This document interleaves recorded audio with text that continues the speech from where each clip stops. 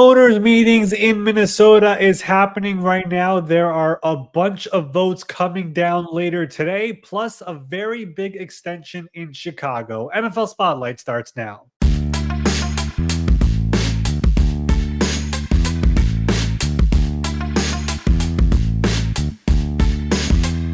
Welcome in. It is the Wednesday, May 21 edition of the NFL Spotlight Show. I am your host, Ari Meirov. Yesterday, Tuesday, we had a very special Spotlight guest of the week, like we do every single Tuesday. And for the first time ever, we had a sitting general manager, Raiders GM, John Spytek, a fantastic conversation with him on this current Raiders team, his career, his journey, his time in Tampa Bay. So many great things there. A lot of great feedback so far on that episode. We are nearing 1,000 subscribers on YouTube, getting very, very close. So hopefully we get that over the finish line as well here today. But go check that episode out if you have not heard it yet.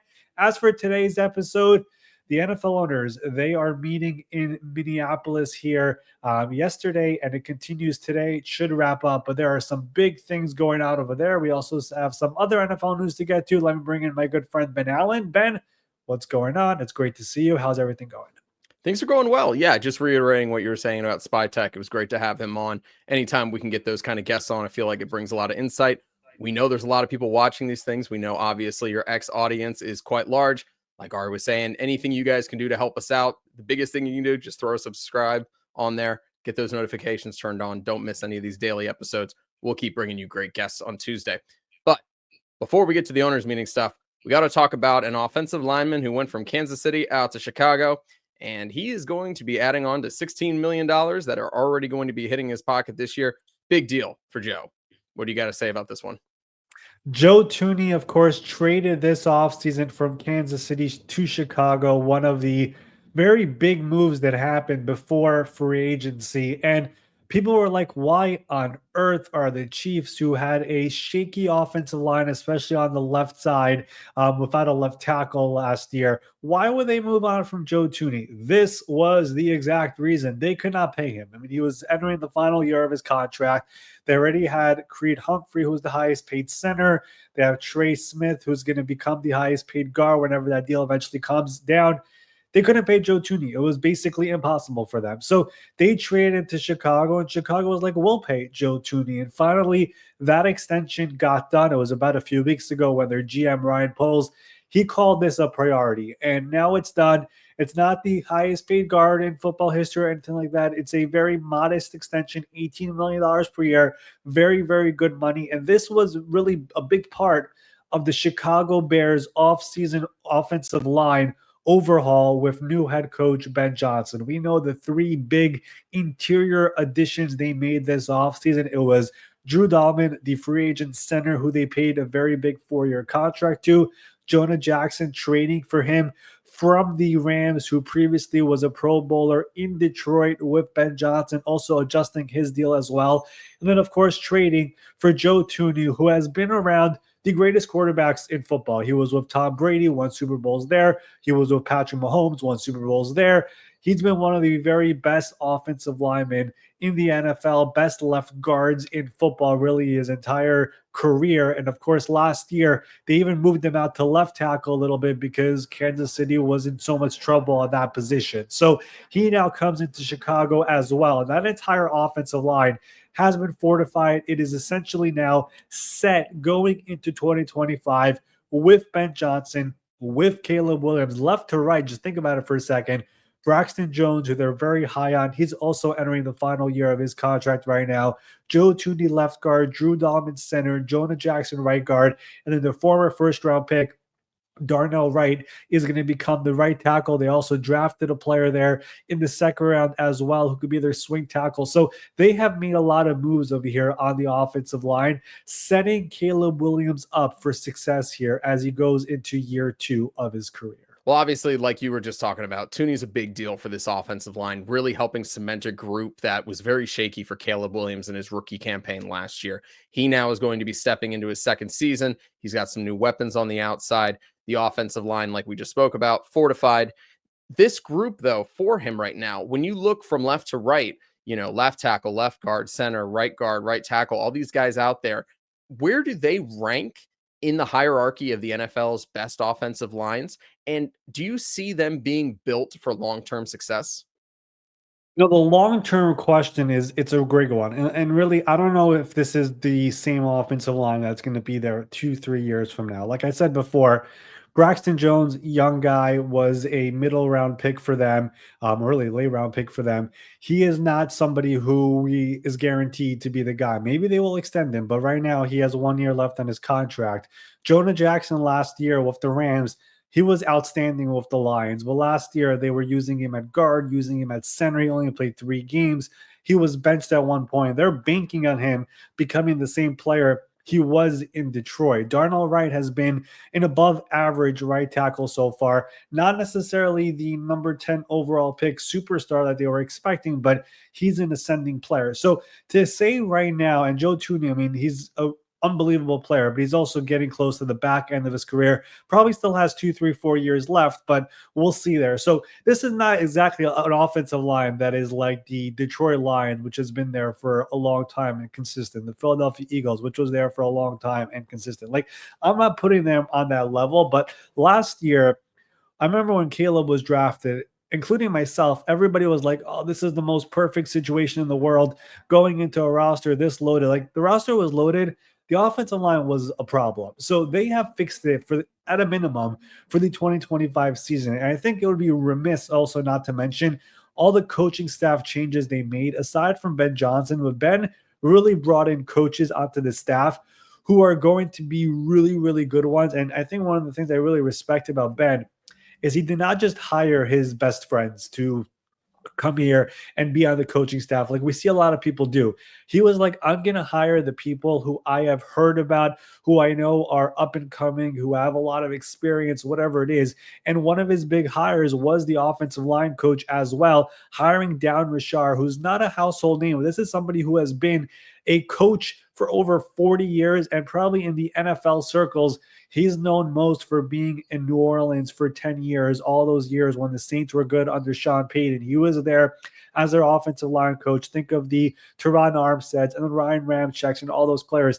He was brought in to become the offensive line coach here in Chicago this year. So the biggest priority for this Bears team this offseason we saw was fixing the offensive line. They got the players, they got the coaches, and of course, the rest of the roster is really at a good spot. The defense is at a really good place.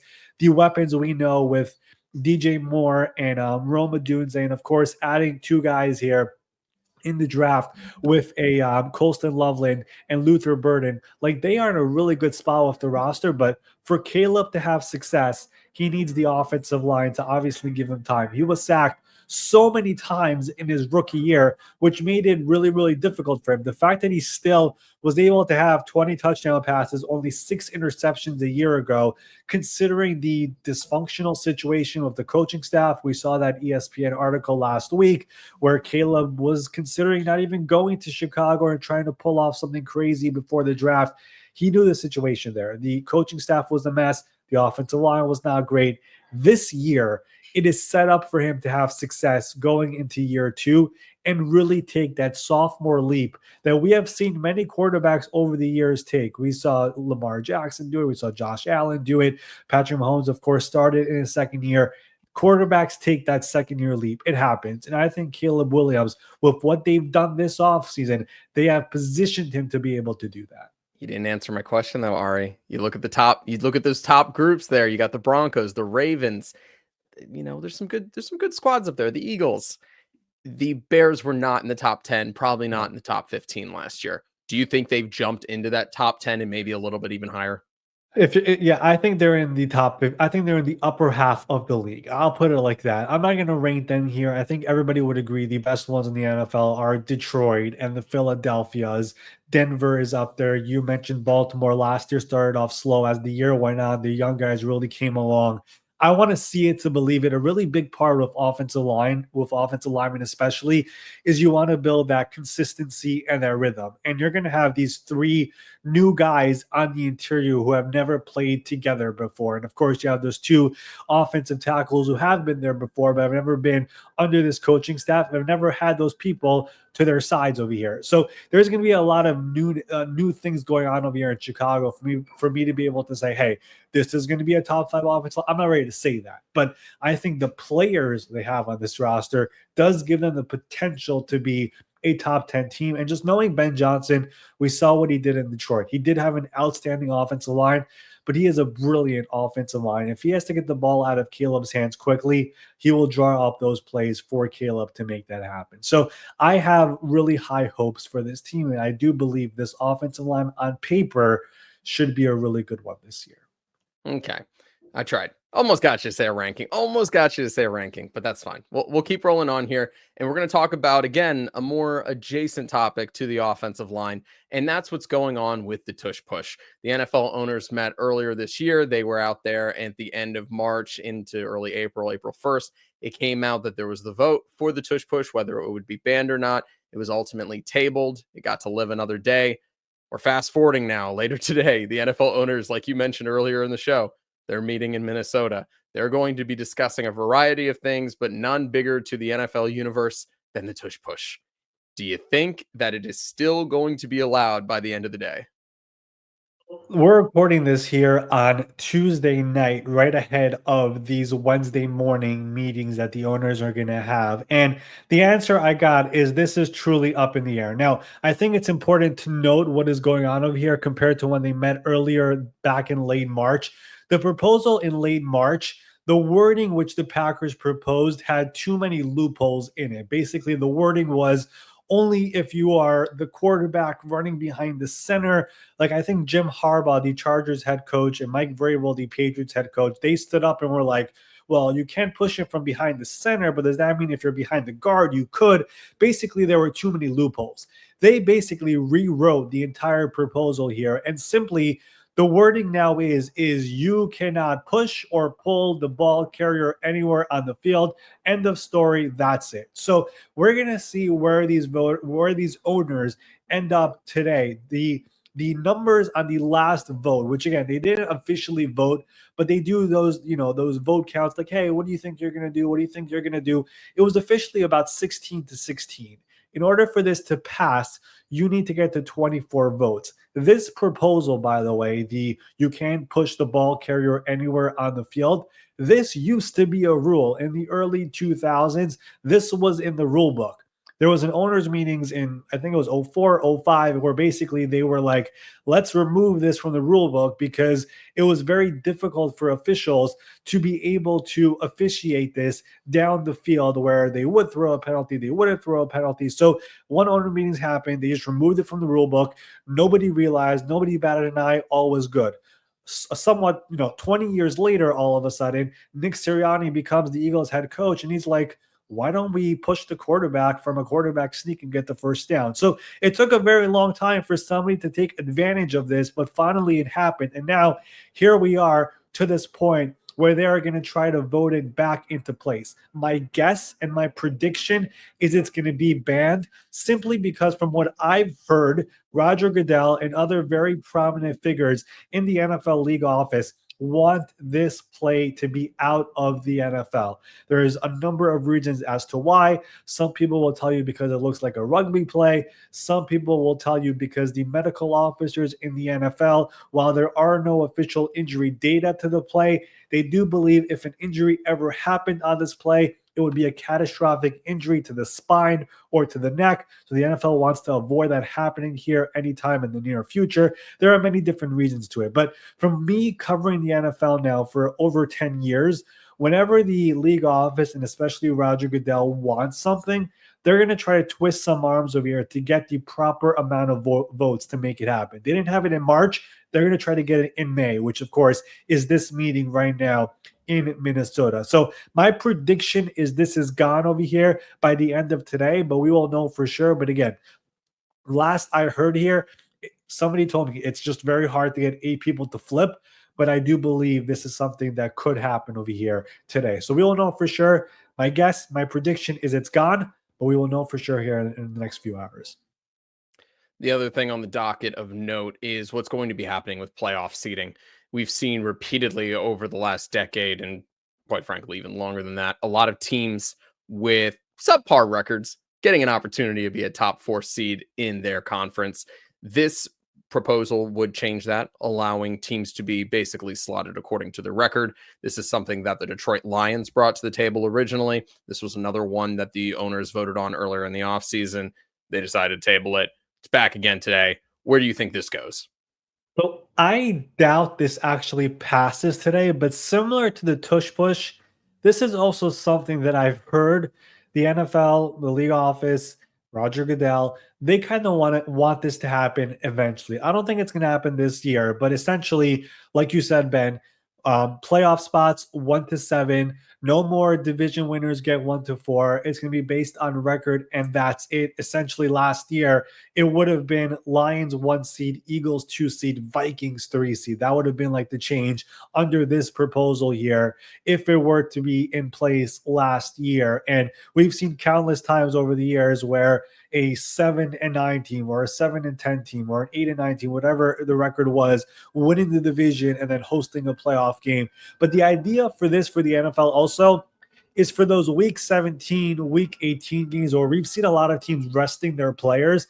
They don't want that to happen. They want there to be competitive football in week 17 and week 18. And if you're going to make it a possibility here where all the seeding is up for grabs over here, they do believe they would have more competitive football down at the later part of the year. And I think this is going to become more relevant for the NFL, especially when they eventually go to that 18-game schedule, which is going to happen. It's not a matter of if, it's a matter of when. And that's really when I think this will eventually be implemented over here at some point. So I don't think they have the votes for it here coming up today.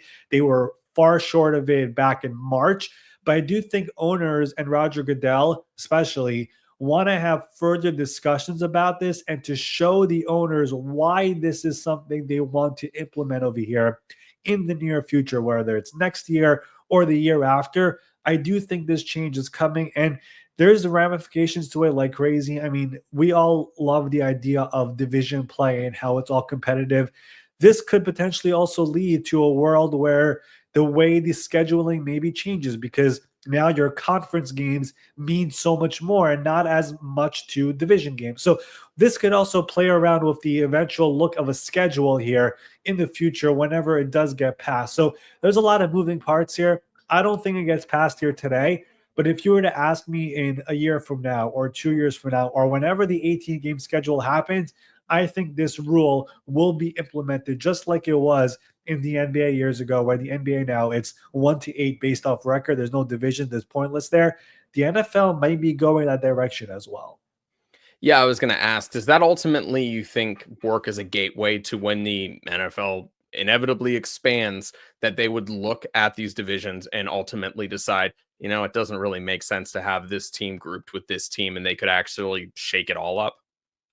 It's a fair question. I don't know if they've gone that far. What I've wondered about with this rule is our team still going to play their division opponents twice a year, or do we maybe just eliminate playing an AFC interconference games and use add more NFC opponents to your schedule because those games just mean much more if you're going to change the entire outlook of the playoffs 1 to 7, where the division winners don't mean as much. Like under this current proposal, division winners where it's only going to get into play is if a wild card team and division winner have the same record, the division winner would get the higher seed. That's where being a division winner actually matters. But overall, it does not matter as much anymore if you were to make this change. So I would imagine the NFL schedule structure is going to have to change as well whenever this does get implemented. Again, I would be shocked if it gets passed today.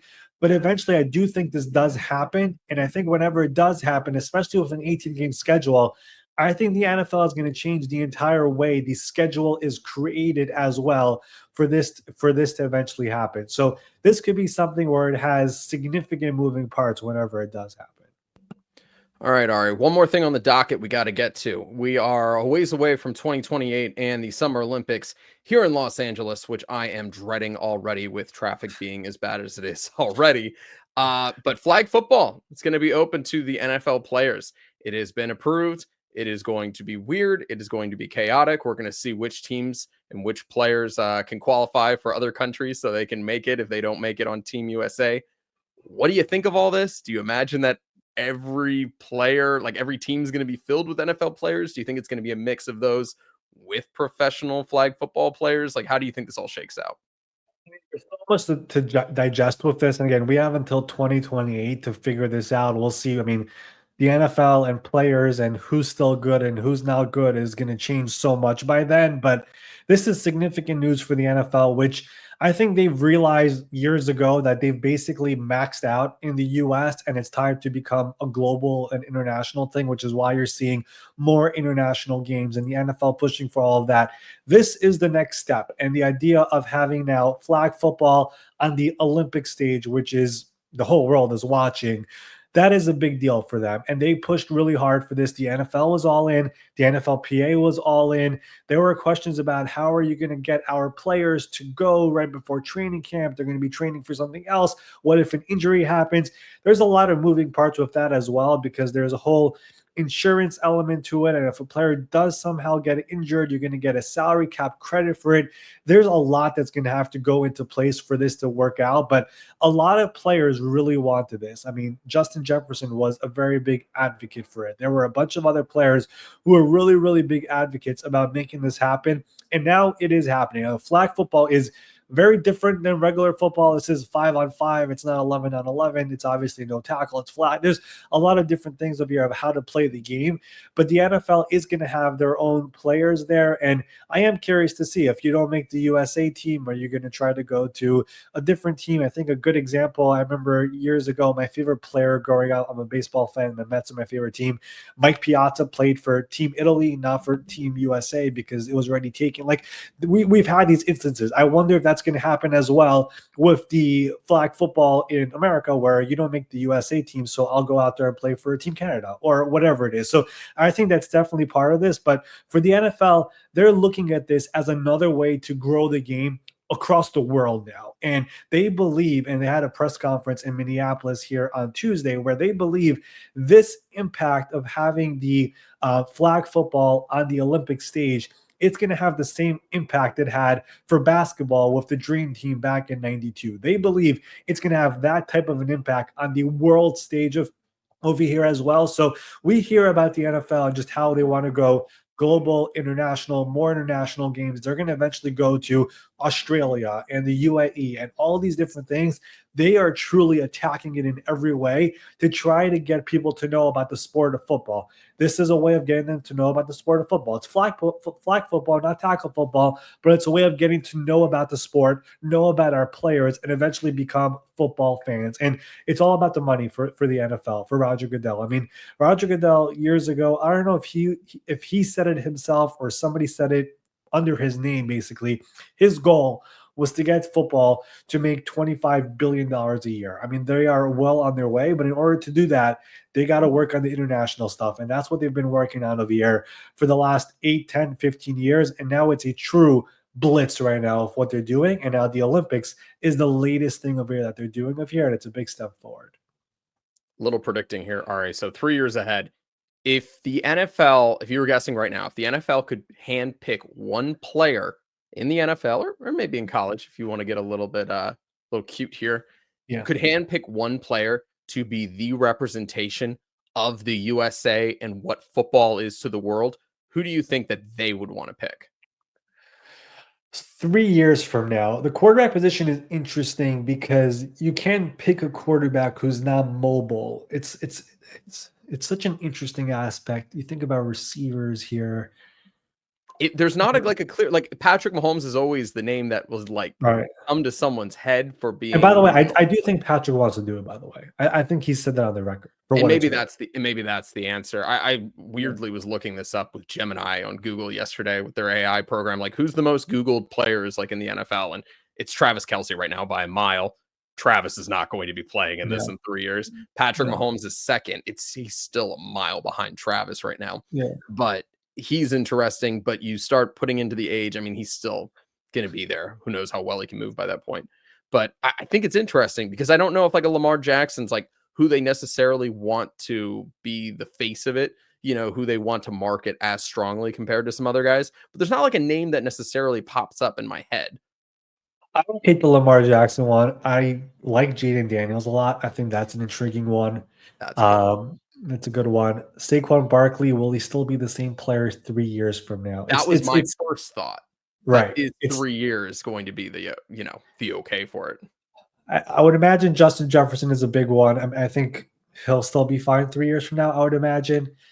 You know what's a fun one? So in flag football, you need somebody to snap the ball. As soon as he snaps the ball, he becomes an eligible receiver as well. Where is Brock Bowers 3 years from now? I like that.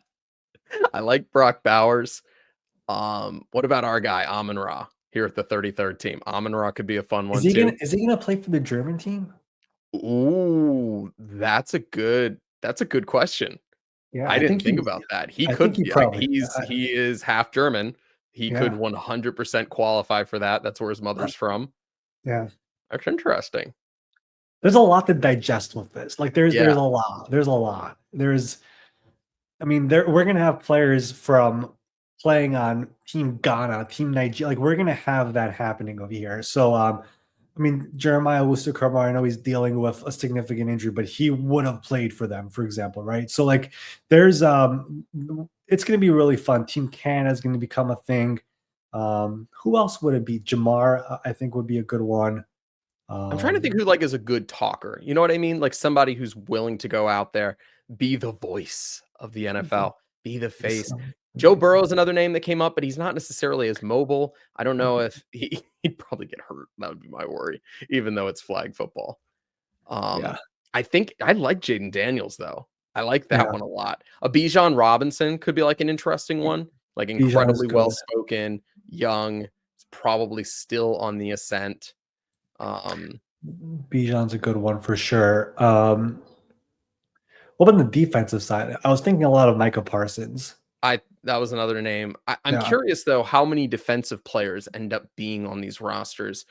If how that works out, whether it be more like a DB game, where it's like, oh, they're used to playing the ball a little bit more. Who do I you don't use know. as a rusher? You just need one rusher. Is that a Micah? Do you use a linebacker?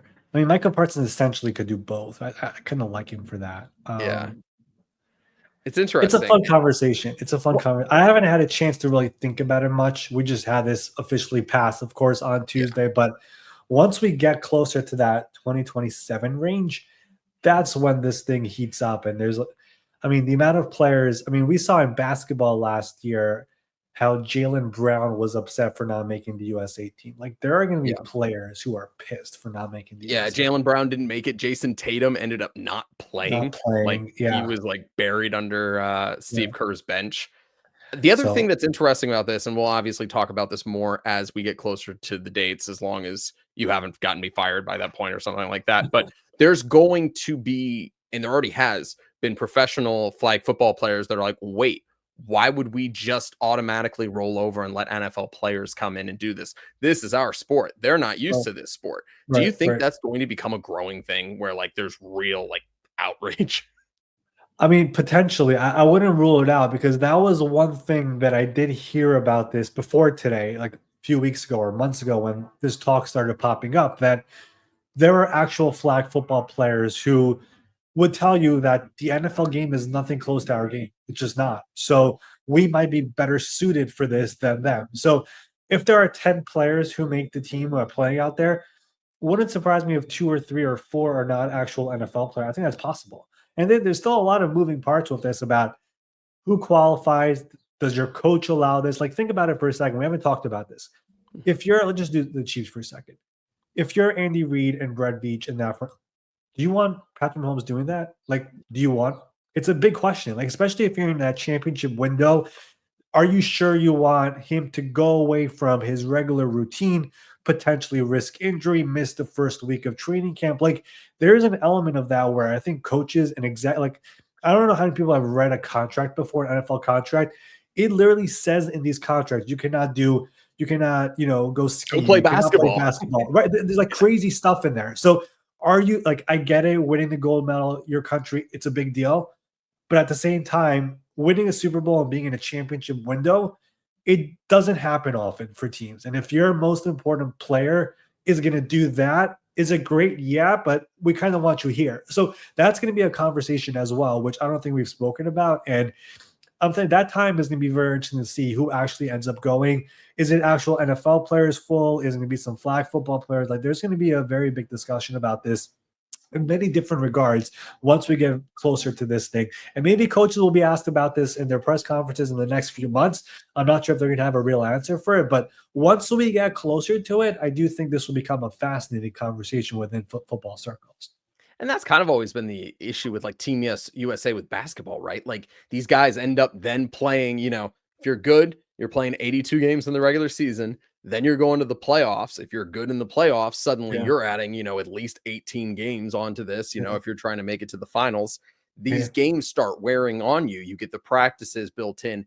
Does an NFL team look and say, look, we get it's not quite that, but like, when are you resting? This leads Yeah. to more injuries. All of a sudden, you've got a plantar issue. You've got Yeah. something with your ankle because you were trying Yeah. to learn how to cut, to avoid more guys with the flag. To me, it's super intriguing because I wonder if these upcoming contracts, if they're going to make these guys say, I will not play flag football in this to be able to keep, whatever guarantees in my contract. It's not, yeah, it's a great point. And it's not just that. Like, I think of other sports, like I'm a Mets fan. Edwin Diaz's injury in the World Baseball Classic, like that could Mhm. happen. The Paul George injury with Team USA, which was a freak injury. I mean, you think it would never happen in flag football, but it could happen. Like it happened in other sports, right? So all these things are going to become factors in all of this, which I think there are going to be coaches around these teams and executives. And maybe you're right. Maybe they're going to write that into their contracts. That's definitely a possibility because we should go over a contract one day here on the show. The stuff that is written in there that you cannot do ABC. And if you do, we could void your guarantees. Like that is a real thing. So it's a fascinating conversation. And I would imagine there are going to be some coaches out there who are like, listen, we get fired, like coaches are getting fired left and right in this league. We cannot afford potentially losing you. We just can't. So it's going to be a very interesting conversation. Justin Jefferson is already all in. I'm sure maybe they'll let him, but there's going to be some players out there where teams are going to be like, listen, we love you. Don't do this. Like, please don't. It's a very, very valid point. And then you have the flip of Goodell often gets what he wants. Does Yeah. he then put pressure on the teams to say, no, no, no, no, no, let him go out there? Yeah. It's a very, I mean, there's like a million things going through my head right now. I mean, Yeah. Goodell's power and all this is real, but ultimately the teams control the players. I mean, I know Goodell, whatever, but these teams, they're paying these guys a lot of money. Their season obviously matters a lot. It's gonna be very interesting. Like I've not had any deep conversations with executives about this. I probably will now because of this, but it's a very, very, very interesting conversation. And again, once we get closer to it, I'm very curious to see who actually ends up going. Is it how many NFL players? How many just flag football guys? I think it's going to be something that I don't think fans have really thought about the deeper elements to this yet. It's very true because I genuinely haven't really thought about it until we're talking about it right now. So, and we'll continue to talk about that here on the show, which is why you need to make sure you hit subscribe, YouTube, Apple, Spotify, wherever else you listen to us. Go out there, make sure you're following along. Like we've been talking about, we're going to have our spotlight guests coming back here on Tuesday more regularly. We're really excited. We've been in contact with different agents, different players, different executives, all trying to get that stuff lined up. Unless you got anything else, Ari, let's get out of here.